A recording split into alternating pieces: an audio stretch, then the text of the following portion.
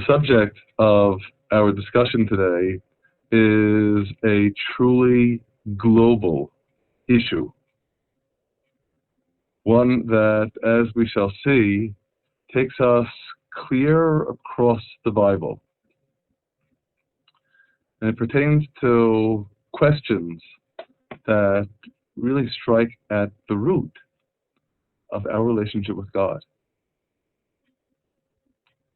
What does covenant mean in the Bible? The questioner notes, God makes covenants with Noah, Abraham, Israel, and David. Are there more covenants in Judaism? We'll have to see. What does the Bible have to tell us about the various covenants about which we read? Can you enter a covenant like a convert coming to Judaism? Is a covenant always a two-way agreement? I'll note, with respect to the questions that are under number 1 here, that they all, in a very real sense, lead to the questions that are included in 2. Understanding the relationship between the Noahide covenant and the covenant of the Torah. I'll note that, but that's about all I'll do with respect to the second question, because I can guarantee we're not going to have time to address it. It's on the screens in front of you, just to give us a sense of the destination, because question number 1 is not the final destination. It is means to getting to question number 2, and God willing, in our next question and answers session, we will address the questions that number 2 comprises here at far greater length. But for now, we have more than enough to discuss with respect to question number 1. What does covenant mean in the Bible? So, a good point with which to embark is, of course, the realization, we've noted this in the past in various contexts, that the word covenant appears absolutely nowhere in the Bible, because the Bible, of course, was not written in English. The word that appears in the Bible is berit, which is generally translated as covenant, but we should note at the outset that that translation is flawed and inadequate. This is a point that is noted by one of the foremost biblical scholars of the 19th century, Rabbi Samson Raphael Hirsch, whom we have quoted in the past. Granted, he does not make this observation with respect to the English word covenant. He wasn't writing in English. He was, however, writing in German. I must concede, I read his commentary in Hebrew translation. Rabbi Hirsch notes that the German Bund, which I believe has a correspondent word in Dutch, Bund, is not an adequate translation of covenant because it implies a mutual agreement. Well, in much the same vein, I'll note that my English dictionary explains covenant as a binding agreement made by 2 or more persons or parties.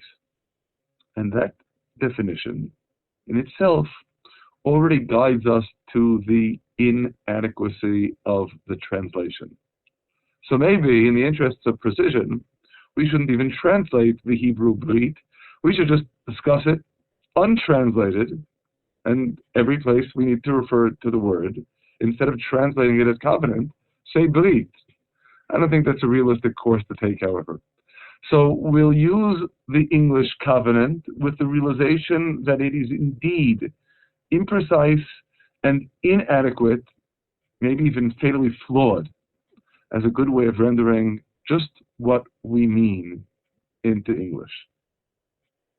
So, with that, of course, inevitably, we need to consider what covenant, brit, means in the Bible in order to appreciate why this seemingly innocuous definition is inadequate.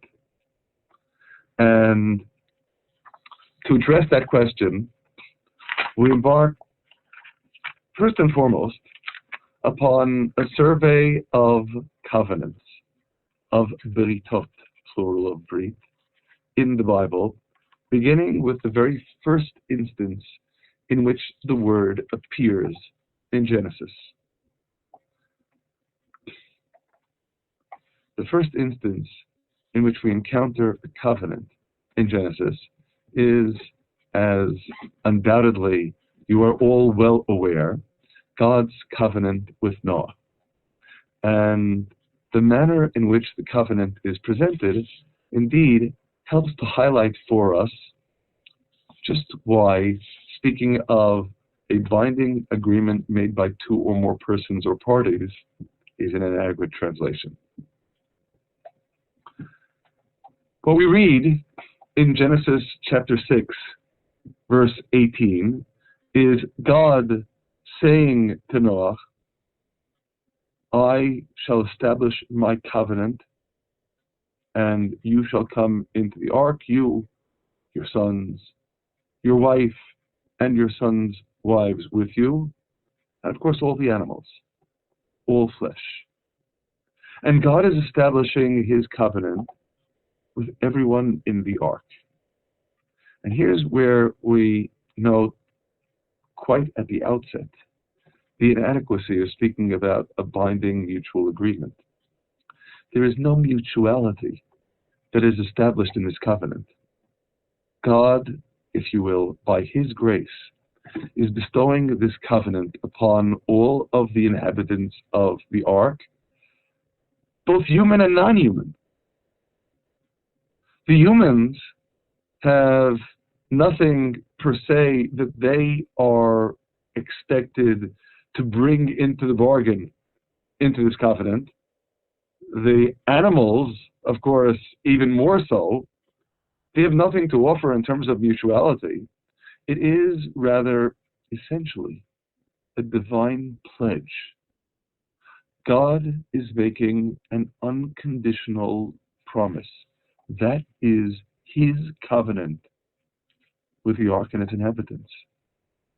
You know, however well Noah and his family dedicated themselves to the construction work, the ark was a pathetically flimsy structure to survive against the violent storm of the floodwaters. That it survives is an act of divine brit, God's covenant with the ark and all of its inhabitants. A completely unconditional commitment on the part of God. And it is instructive for us to note, in this regard, the verb that is invoked in speaking of establishing this brit, this covenant. I translated it as established, which is the conventional translation of the word. Perhaps to translate more rigorously, albeit more awkwardly, we should say, God says, I am standing up my covenant, my brit. The implications of standing up, the point that Rabbi Hirsch notes in his commentary as well, is that this brit is not leaning on anything. It stands up on its own. Meaning, of course, it's not conditional.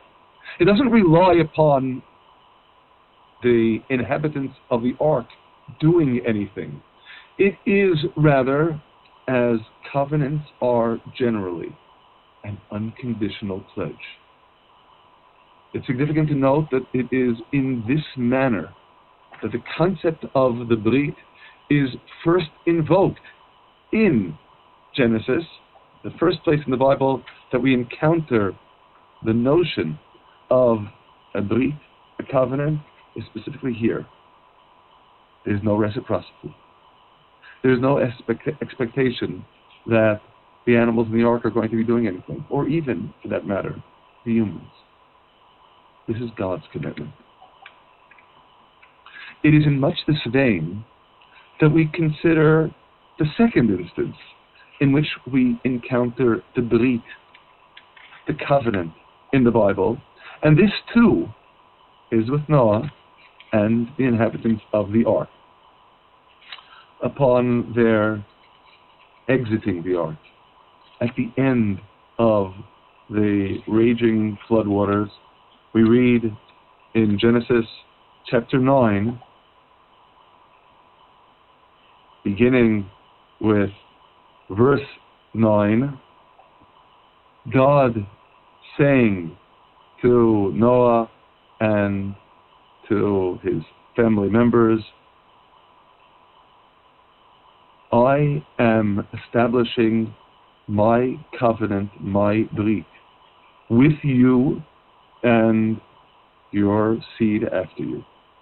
And it's significant to note the manner in which this verse begins is precisely the same way that the verse back in chapter 6 began. I'm establishing.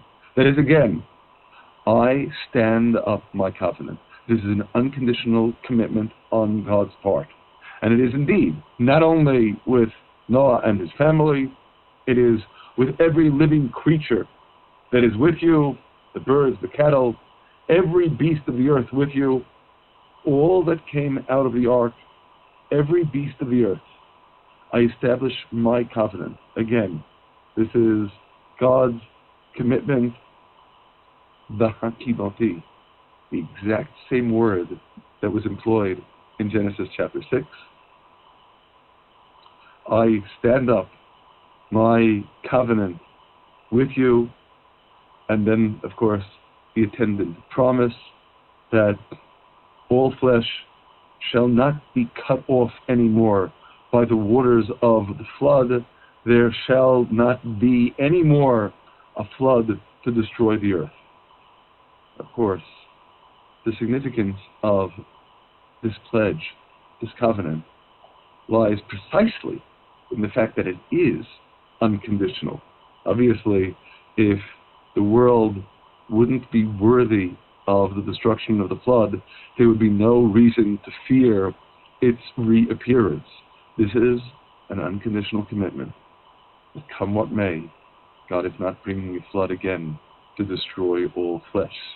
This is a covenant. And covenants,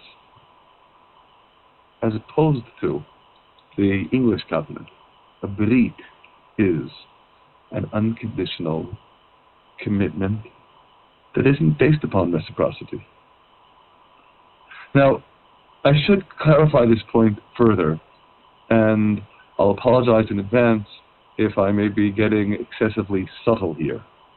In the verses that immediately precede the establishment of this brit, this covenant, between God and Noah and family and all of the animals, there are indeed specific mandates, the laws that serve as the basis of what we describe as the Noahide covenant, the Noahide laws, the various prohibitions that serve as the basis for establishing a moral, ethical society.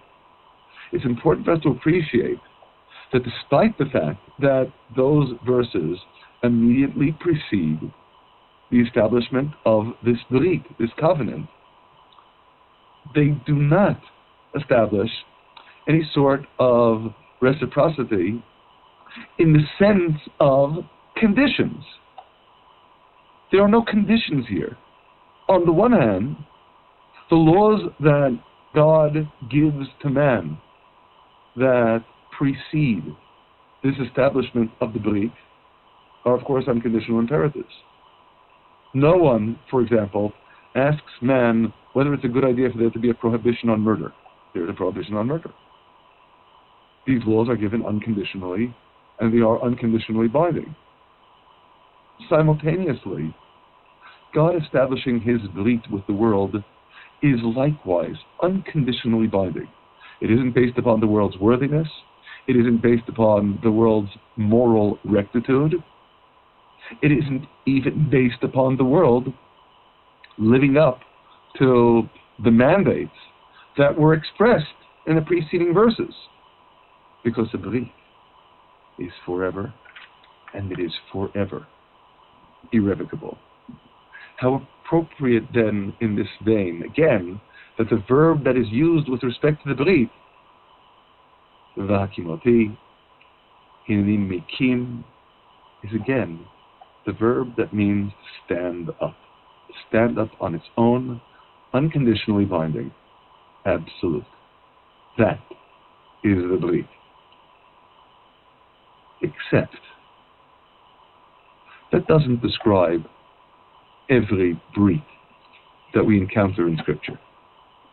First of all, we should note that there are indeed many Britot, many covenants that are reciprocal binding agreements.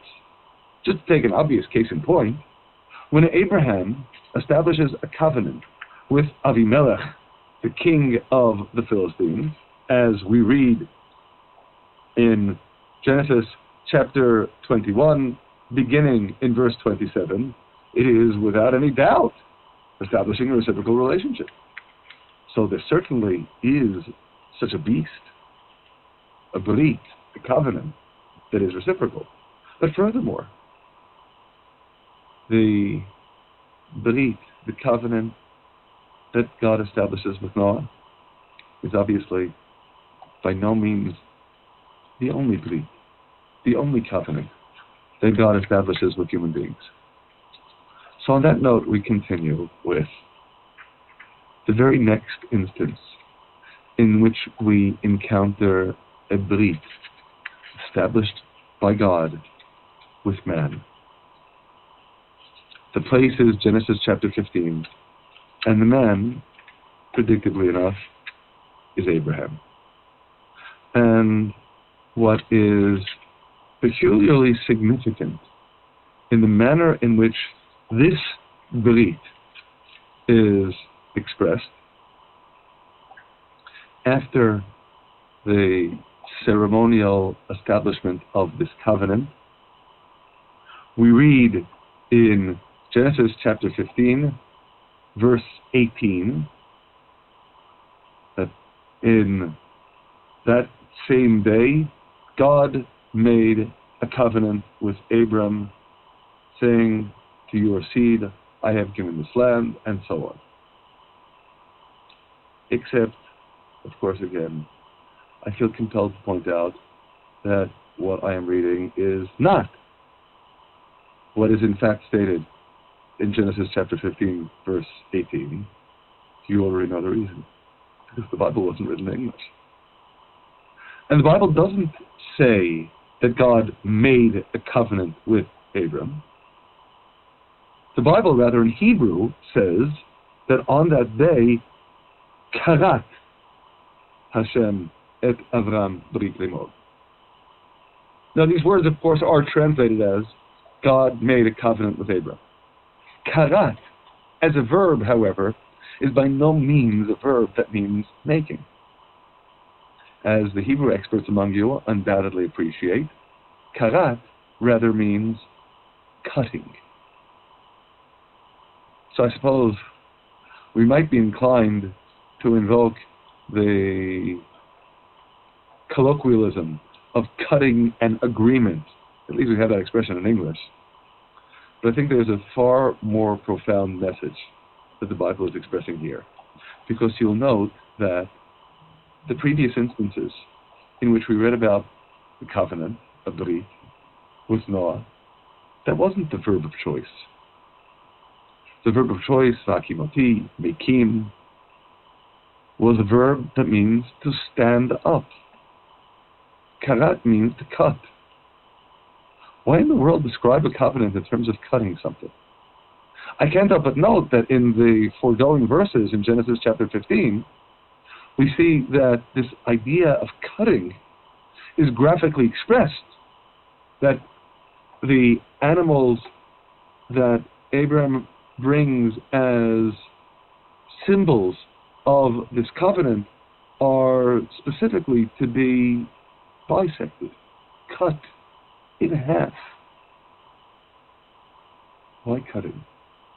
And what's the difference between standing up a covenant and cutting a covenant? On the one hand, of course, on the most basic plane, We can readily appreciate that when you cut something, you cut it off from everything else. That is indeed an expression that graphically expresses just what a covenant necessarily is. Because when I make a covenant with you, when I establish this relationship with you, it is, of course, with you as opposed to everyone else. So I am, in effect, then cutting you out of that broader context of everyone, and you become the direct object of this covenant that I'm making. That's true, of course, in every covenant.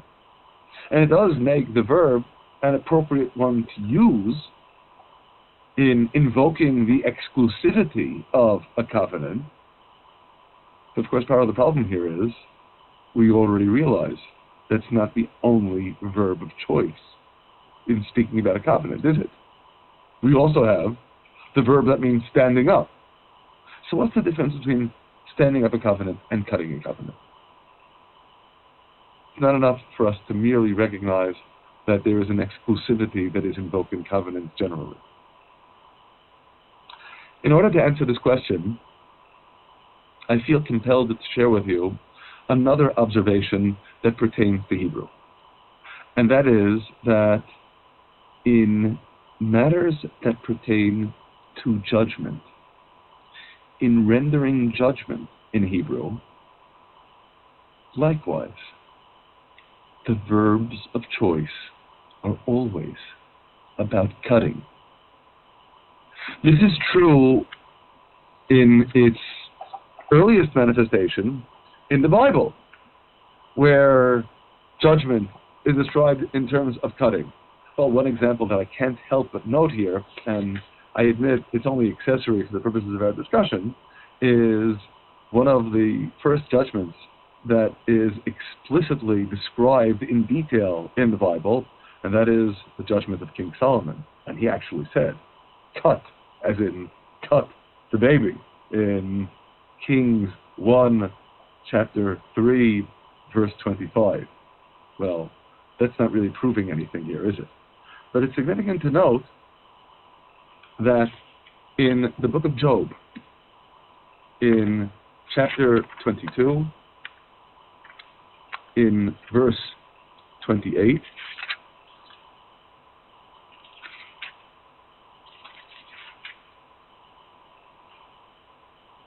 we find the expression pertaining to rendering a decree that the tigzar omer, literally, that means to cutting an utterance. Of course, it's translated as, you shall decree the matter.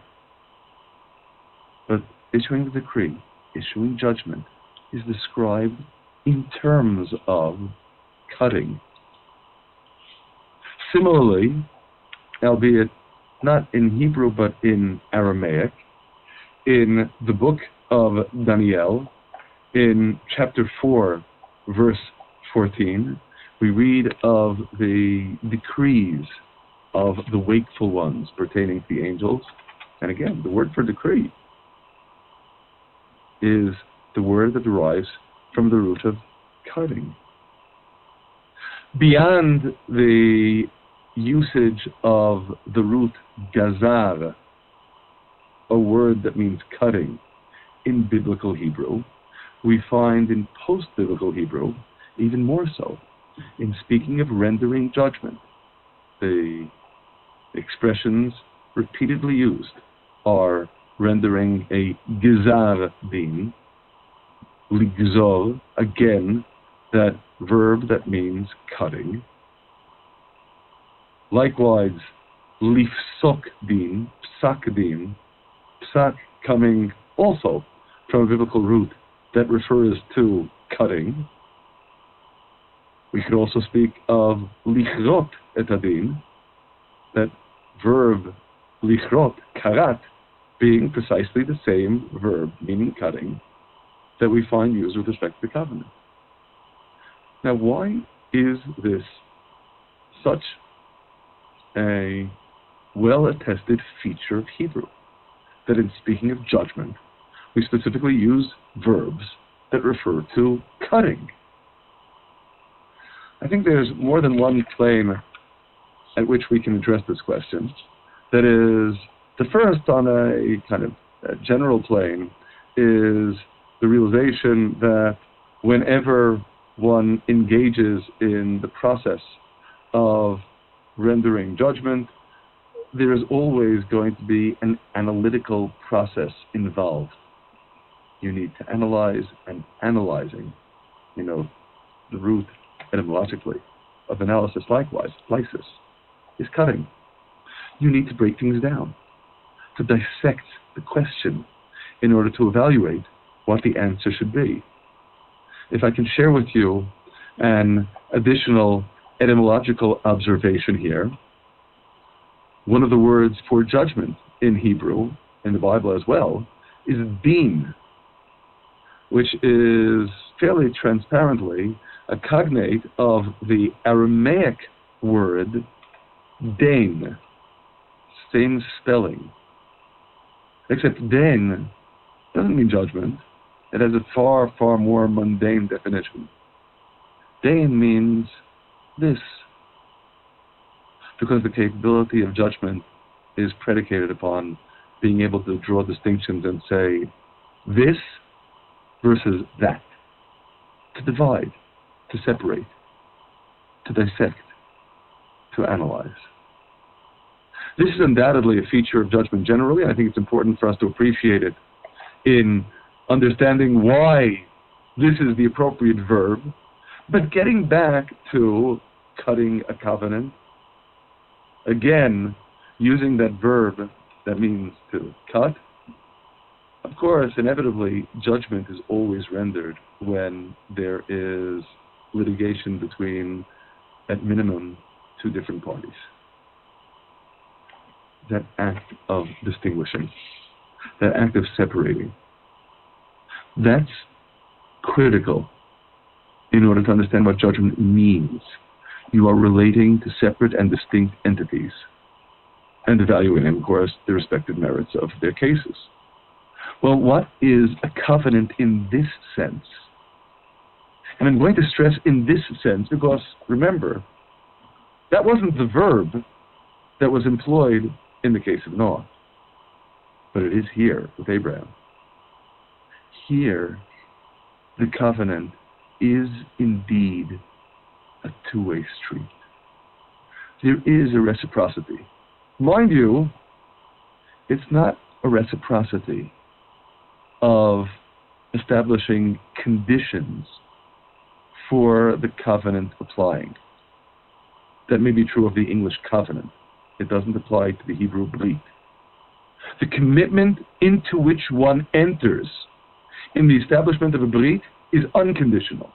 But when there are two parties making a brit together, what was not the case in the brit of Noah, in which it was exclusively a divine initiative, when there are two parties involved, they are each establishing an unconditional commitment. Reciprocal unconditional commitments. In the case of Abraham, returning to Genesis chapter 15, that is, that first appearance of Brit with respect to Abraham, admittedly, on the one hand, there isn't any explicit invocation of reciprocity in that there isn't any explicit expectation of Abraham other than, and we should stress, evidently this is significant, Noah was not summoned to actually do anything in order to establish this brit, this covenant with God. Abraham is. Abraham is charged with procuring the animals that are going to be symbols of this brit. So there is indeed action that comes from both sides. There's another brit that is articulated 2 chapters later with respect to Abraham. That is in Genesis chapter 17. And here we see very clearly that there is a reciprocal commitment. Because on the one hand, in Genesis chapter 17, God makes a commitment. In verse 2, I will make my covenant between me and you and multiply you exceedingly. And what then follows is the commitment. As for me, behold, my covenant is with you. You shall be a father of many nations, and your name shall be no more called Abram, but rather Abraham. For a father of many nations have I made you. So God is making his commitment as part of this covenant, but simultaneously there is also a reciprocal summons from Abraham. In verse 10, this is my covenant which you shall keep between me and you and your seed after you. Every male among you shall be circumcised, and you shall circumcise the flesh of the foreskin, and it shall be a token of the covenant between me and you. The covenant of circumcision that we should note to this day we describe as Brit, the covenant, Brit Milah. What's of course significant here, again, is that aspect of reciprocity. It is a Brit, the covenant, like there was a covenant with Noah. But unlike the covenant with Noah, here there are expectations of both sides. And again, I'm going to stress this point because I realize it is a subtle one, but I think it's a critical one. There were demands made of Noah as well. The Noahide laws that pertain to the Noahide covenant, that, God willing, we look forward to discussing in our next session of questions and answers. That is, just to note them very briefly, the covenant with Noah and his descendants: no murder, no idolatry, no sexual immorality, no theft, no blasphemy, no eating a limb or blood of a living animal, and establishing courts to enforce 1 to 6. These are unquestionably laws that are imposed as part of the Noahide covenant, but they aren't expressed as covenantal actions. They are rather deeds that, if you will, derive from our very basic humanity, which is why they are indeed binding to all of humanity. With Abraham, the deed invoked is explicitly covenantal. There is reciprocity here. So, in summation, there is the covenant that you stand up and the covenant that you cut. The covenant that you stand up is one that has no dependence upon anything at all, and of course is eternal, unconditional, and irrevocable. The covenant that you cut is also, after all, unconditional, eternal, and irrevocable. But you're cutting it between two sides. There is a reciprocity that's established. God and Abraham, as it were, are entering into the covenant between them together. And that, unquestionably, is critical. Now, having noted this, I think it is instructive for us in responding to the questions expressed here to embark now upon a brief survey of the various covenants that we find in the Bible, because there are undoubtedly several, of which the questioner enumerated some of the most prominent, but I think for our purposes it is instructive to give a more exhaustive reckoning. So, having considered then the covenant with Abraham, we move on to consider the covenant with the patriarchs generally. Now, I should note, during the life and times of the patriarchs, with the exception of Abraham, we don't really explicitly see any expression given to establishing a covenant with him. That is, there is, admittedly, in Genesis chapter 17, cursory reference to Isaac being the heir of the covenant that God is making with Abraham. So in Genesis chapter 17, in verses 19 and on, we read, God said, Sarah, your wife, will bear you a son indeed, and you shall call his name Isaac, and I will establish my covenant with him for an everlasting covenant, and with his seed after him. In verse 21, after the promise that God will deal benevolently with Ishmael as well, but my covenant will I establish with Isaac.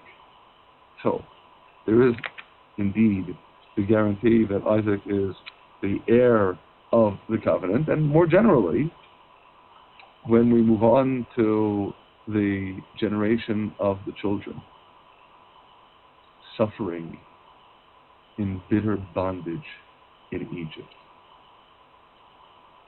We read in Exodus chapter 2, verse 24, and God heard their groaning. And God remembered his covenant with Abraham, with Isaac, and with Jacob. And God looked upon the children of Israel, and God knew. Covenant with Abraham, with Isaac, and with Jacob.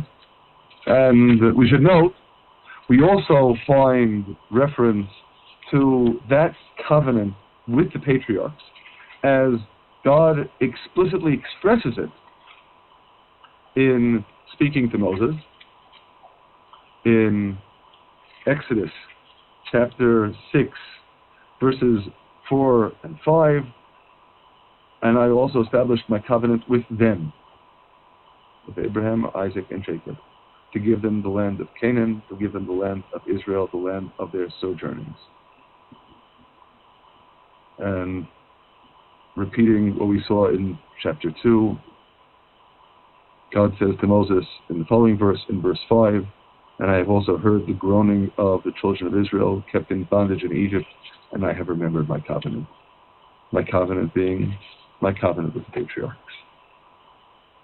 So there is a covenant with the patriarchs too. We'll note further that, if you will, in a similar vein to the remembrance of the covenant during the suffering in Egypt, we also read about this covenant with the patriarchs in Leviticus chapter 26, when Israel is described as suffering in exile, in punishment for its wrongdoings, and at the end of that gracefully description of the exile and its consequences, we read in verse 42, then I will remember my covenant with Jacob, and also my covenant with Isaac, and also my covenant with Abraham I will remember, and the land I will remember. So again, here we do indeed encounter covenant with the patriarchs, that promise that is indeed unconditional. Because remember, in Leviticus chapter 26, we're reading about this predicament in which the nation finds itself because of its sins. Well, it sinned, but there still is a covenant. Because covenants are never made to be broken.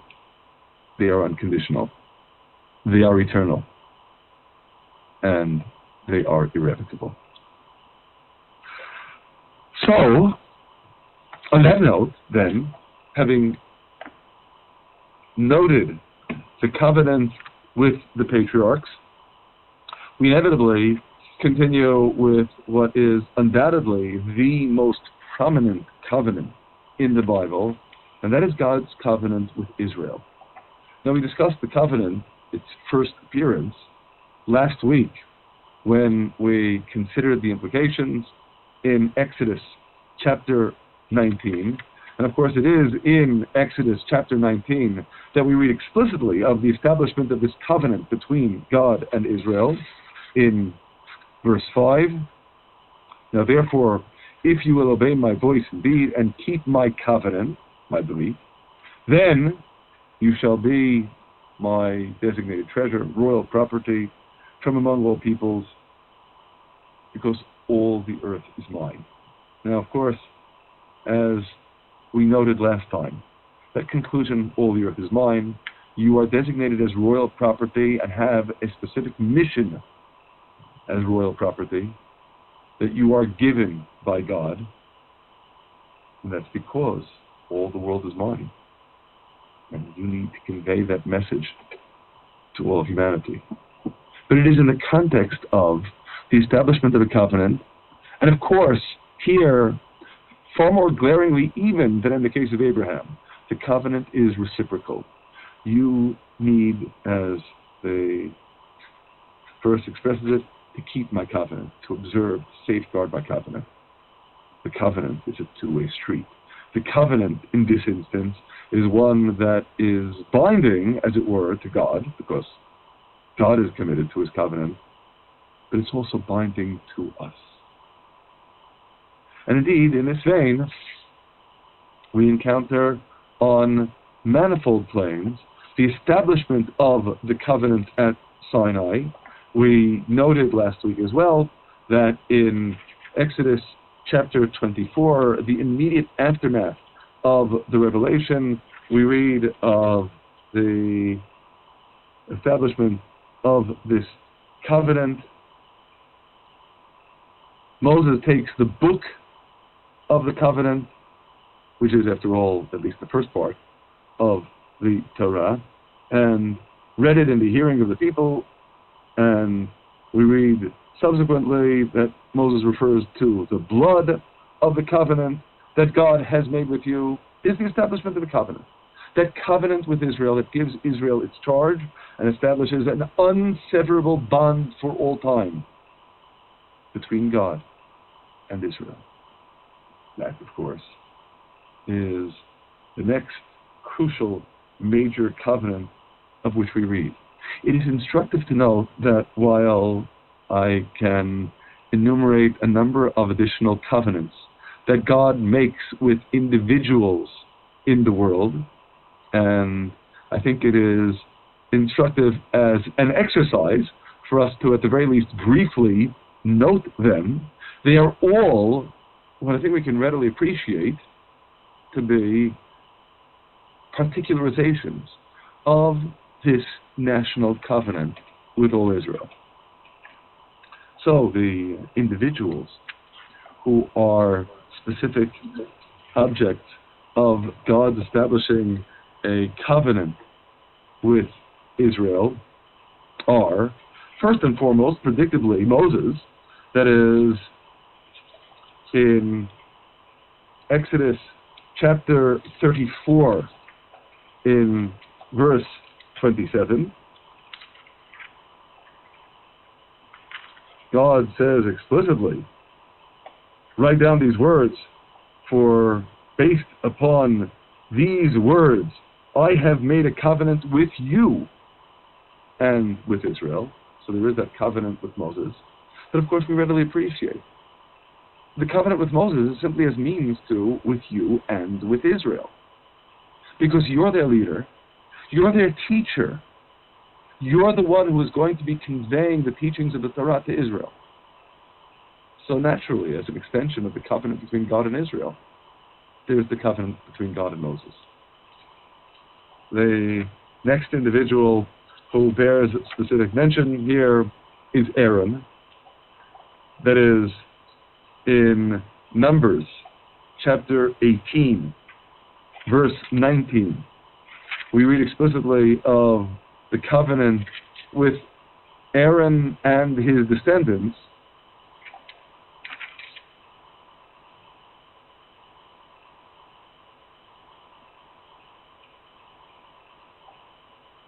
after listing the various components that are to be donated to the priests as part of the temple and agricultural services, God says,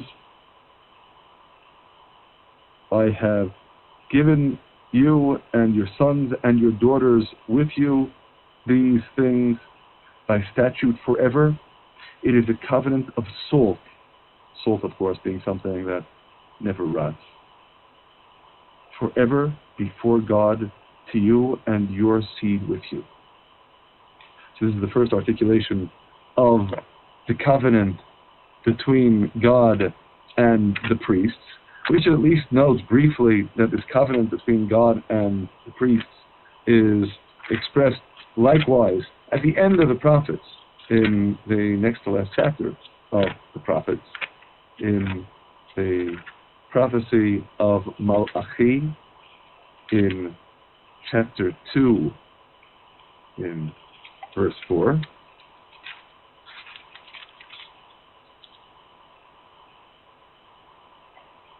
And you shall know that I have sent this commandment to you, that my covenant might be with Levi. Levi, in the context here, this is the statement to the priests of Levi.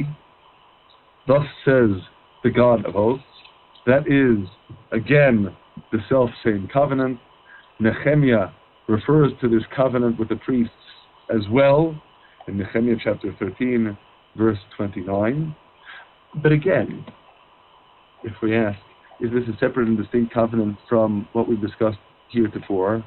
My response would be, of course not. The covenant with the priests is because the priests are serving as the teachers. The priests are serving as the spiritual guides of the nation. So the covenant with Israel then necessitates, just as it necessitated a covenant with Moses as the individual teacher, a covenant with the priests as an extension of that message. The next individual who is the bearer of a specific covenant from God might seem to be an anomaly here, but really isn't. Pinchas. Pinchas, son of Eleazar, son of Aaron. We read in Numbers chapter 25,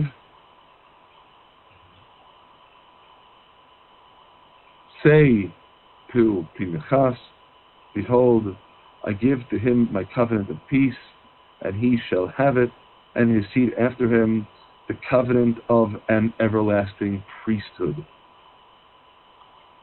In particular, in the wake of his zealousness in staying the plague by punishing the perpetrators, Zimri and Cozbi, about which we read in the foregoing verses in Numbers chapter 25.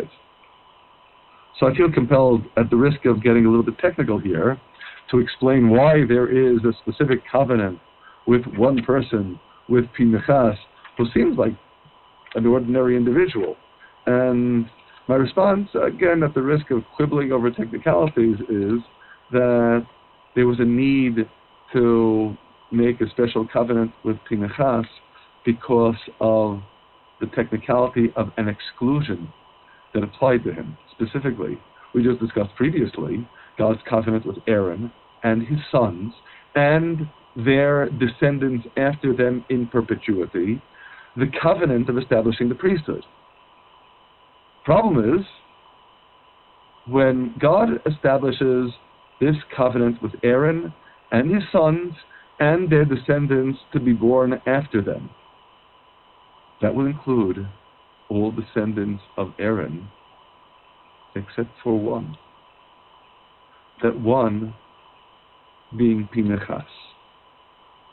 The reason for his being an exception, if you turn back to Exodus chapter 6, in my Bible it's verse 25, perhaps in yours it's verse 24. I understand there are different versions here as to where to mark the beginning of the chapter, but to share with you the relevant verse, but I'm sure we'll make it clear regardless. Scripture is giving us the genealogy of the household of Aaron, and we read here that Eleazar, Aaron's son, took him one of the daughters of Putiel as wife, and she bore him Pinchas.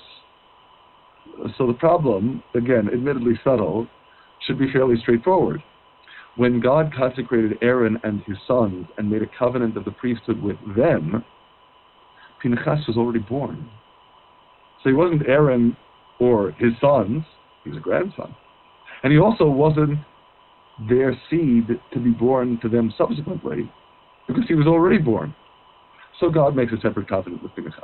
Okay, so Pinchas earned that special covenant, but fundamentally, if we ask on what basis God makes a covenant here, it is on precisely the same basis as the covenant of the priesthood. Part of the internal organization of the spiritual leadership of the nation of Israel that is so critical. And finally, as is of course explicit in the formulation of the question, the last individual who is the object of the divine covenant here is King David, about which we read first by King David's own words in Samuel 2, in chapter 23, verse 5.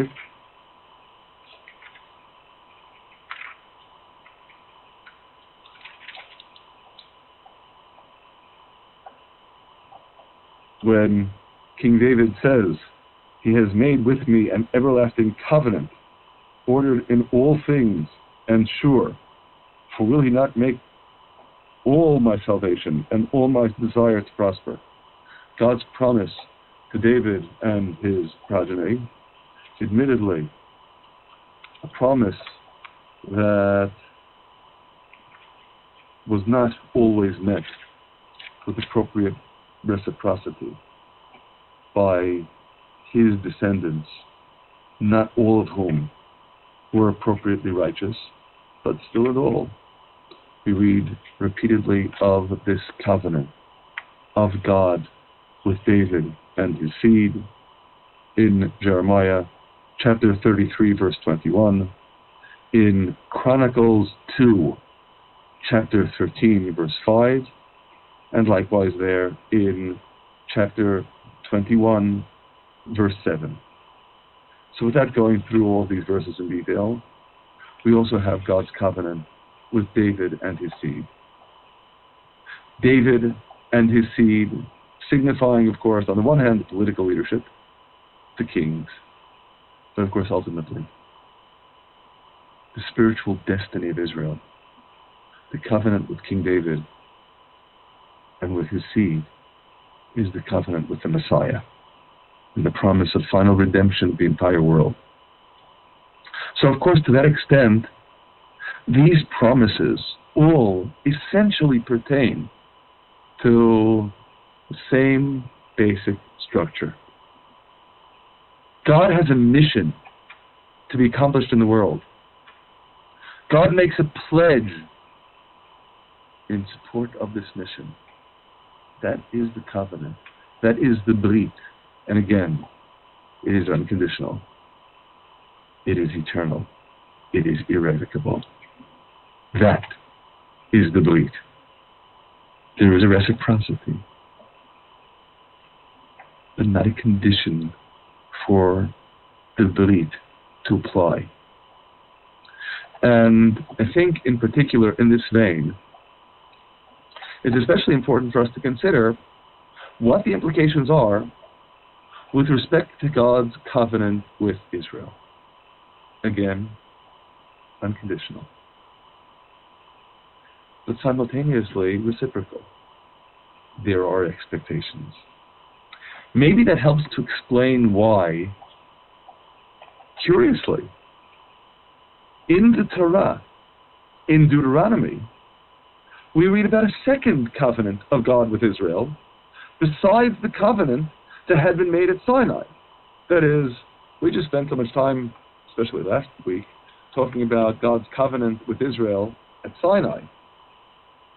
But then in Deuteronomy, we read about this additional covenant, and by way of summation, in Deuteronomy chapter 28, verse 69, these are the words of the covenant, the belief, that God commanded Moses to make with the children of Israel in the land of Moab, besides the covenant that he made with them in Horeb. Horeb, of course, being another name of Sinai. Why the additional covenant? Obviously, it's not because the first covenant no longer applies.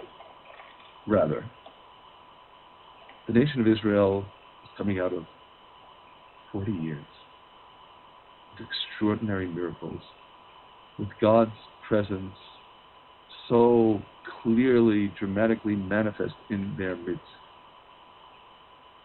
And in Deuteronomy chapter 28, the end of Moses' life, the nation is about to cross the Jordan to enter into the western part of the land of Israel, where such dramatic, manifest miracles will no longer be taking place. And where, on the contrary, the nation is charged with responsibility of living up to its spiritual mission and actualizing it. And there's a need to reinforce here the commitment to that covenant. God's side of the bargain doesn't change. But there is an emphasis upon reinforcement, reestablishment. Again, the covenant being renewed. I think it is on that basis that we can well understand why it is that the covenant is successively renewed over and over again in the course of biblical history. Because these two covenants in the Torah,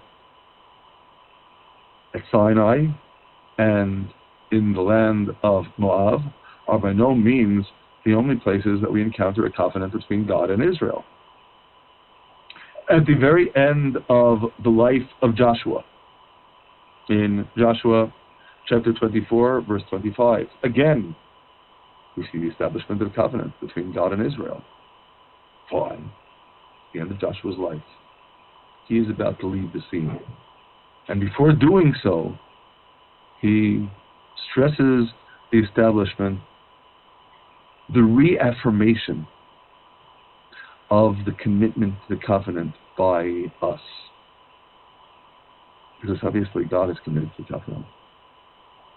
The question is how faithful we are to that covenant. Because again, covenants are unconditional, eternal, irrevocable. God's commitment is absolute. If only that were the case with us. And in that vein, sad to note, we can identify at least another 4 times when the covenant is reaffirmed in Israel's commitment to it. Doesn't need to be reaffirmed by God. God never broke the covenant. God's commitment to the covenant is indeed absolute. Would that it would be so for us. So the covenant is reaffirmed by Yehoiada, the high priest, this immediately after the extirpation of the dynasty of Achav, a dynasty that had sold out wholesale to idolatry, and that had, through bonds of marriage, infiltrated not only northern Israel, but the kingdom of Judah as well. That is, the son of the righteous king Yehoshaphat, Yehoram, married Atalyah, the daughter of Achav, and this begins a precipitous spiritual decline that becomes exacerbated in the reign of his son Achaziah, and is finally brought to a conclusion with the eradication of Achav's household, the bloody coup that by divine command destroys the dynasty, and then Yehoiada is committed to reaffirming the commitment of Israel, to reaffirming the covenant. In much the same vein, after the reign of the wicked king Achaz, his son Chizkiyahu, as we read in Chronicles, reaffirms the covenant of God and Israel. And similarly, after the reigns of the wicked king Menashe and his son Amon's son, Yoshiyahu, the righteous king, likewise reaffirmed the covenant of God and Israel. There is at least one additional reaffirmation of the covenant, and that is by Ezra the scribe upon the return of the exiles from Babylon in his time, in his generation. In each instance, the covenant is reaffirmed not because the covenant no longer applied, not because there was anything that ever called into question God's commitment to the covenant, but rather because of our dereliction. We didn't do what we were supposed to be doing. But the covenant, again, remains forever. And it is precisely in this vein that I'd like to focus upon what I think is the most critical conclusion in understanding the message of the covenant, a conclusion that I'd like to present to you by way of conclusion now, specifically with two passages in Scripture.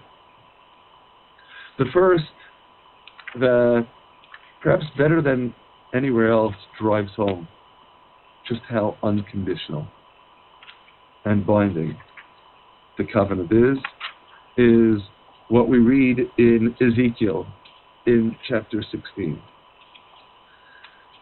Truth be told, when one reads about all of the abominations perpetrated by Israel in Ezekiel 16, it's mighty depressing. And at the end of this description, we read by way of summation in verse 59, "For thus says God the Lord, I will even deal with you as you have done, for you have despised the oath and broken the covenant." That's what you did. You didn't live up to your commitment.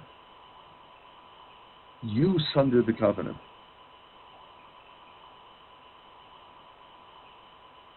And God continues, "I will remember my covenant with you in the days of your youth, and I will establish unto you an everlasting covenant." There's reciprocity. There's a covenant that goes both ways. God's commitment remains unshakable, unconditional. Then you will remember your ways and be shamed when you receive your sisters, the elder and the younger, and I will give them to you for daughters, but not on account of the covenant with you, referring to the metaphor that was presented regarding the sins of Israel in the foregoing passage. "And I will establish my covenant with you," says God in verse 62, "and you will know that I am God, that you may remember and be shamed when I have forgiven you for all you have done says God the Lord.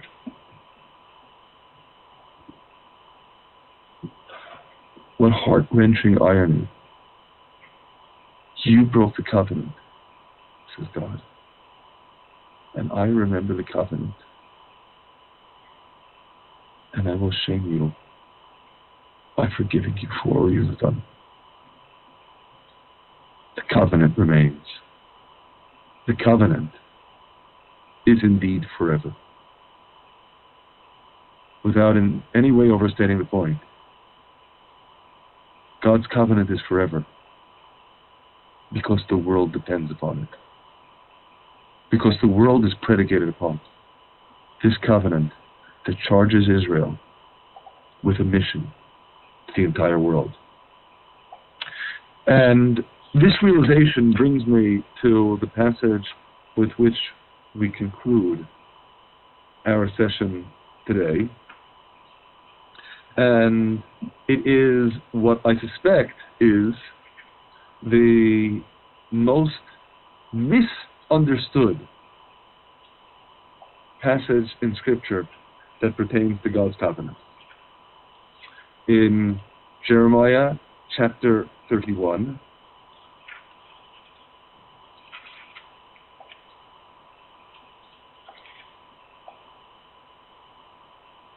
we read in verse 30, "Behold, days are coming, says God, when I will make a new covenant with the house of Israel and the house of Judah."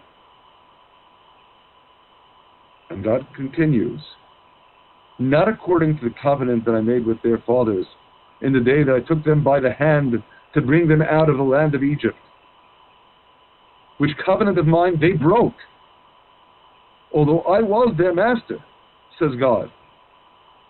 I cared for them, and they broke the covenant. But this shall be the covenant that I will make with the house of Israel after those days, says God. I will put my Torah, my teachings, my instruction, in their midst, and inscribe it upon their hearts, and will be their God, and they will be my people. And they will no more teach every man his fellow and every man his brother, saying, know God, to know the Lord. For they will all know me, from the least of them to the greatest of them, says God. For I will forgive their iniquity, and I will remember their sin no more. It is indeed a new covenant. In the Hebrew, Brit Chadashah. It is important for me to stress here. This does not translate to a new Torah. It doesn't mean a new testament. It means a new covenant. A new covenant means not the revocation of the original covenant. There isn't any implication here that the previous covenant doesn't apply. Just the previous covenant was fulfilled only by one side. So this new covenant is a covenant that both sides will fulfill, not just one. Not only will God keep the covenant to Israel, but Israel will keep its covenant to God. And of course, additionally, above and beyond the original covenant gave us the Torah, but it didn't put it in our midst. It didn't inscribe it upon our hearts. The new covenant will. It doesn't negate the original one. It merely adds to it. It deepens it. It makes it apply to us that much more powerfully. And that's precisely what the covenant is. Something that impacts upon us. Something that ultimately is in our midst and inscribed upon our hearts.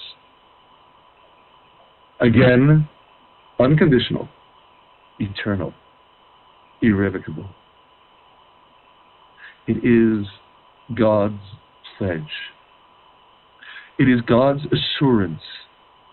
This world is not going to be a barren, meaningless wilderness. This world is going to be a stage upon which we find God, the means through which we come to God, and we ultimately fulfill our pledge to God as well. So, on that note, by way of conclusion, returning to the specifics of the question before us, I hope we've resolved what covenant means in the Bible. It doesn't mean so much an agreement as a pledge, a guarantee, absolute and uncompromising. God makes covenants with Noah, Abraham, Israel, and David. Are there more covenants in Judaism? Are there more covenants in the Bible? Many more. First of all, again, we reiterate the covenants that we read in the Bible explicitly with respect to Moses, with respect to Aaron, Pinchas, but they're all really subsumed in the covenant with Israel. That basis for establishing an unbreakable bond between God and the world. There are also, of course, many more covenants. We already noted. There are covenants between people. The Brit, the covenant between Abraham and Abimelech. Covenants exist all over. The question, of course, inevitably is how they impact upon us. A covenant can be a two-way agreement. It could also be a one-way pledge. What it always is unconditional. As for the question, can you enter into a covenant, like a convert coming to Judaism? That one component of the question, I would prefer to defer until we get to question number 2, which we're not going to be addressing today because our time is too limited. But I hope in our appreciation of just how significant the idea of a covenant is, we can better appreciate why question 2 is so important. And reciprocally, by recognizing that question 2 is in fact our goal, why it was of such burning importance for us to address all the components of question number 1 first. So just to read the question, you have spoken often of the Noahide covenant, which applies to all the nations of the world. Does this mean that the covenant of the Torah does not?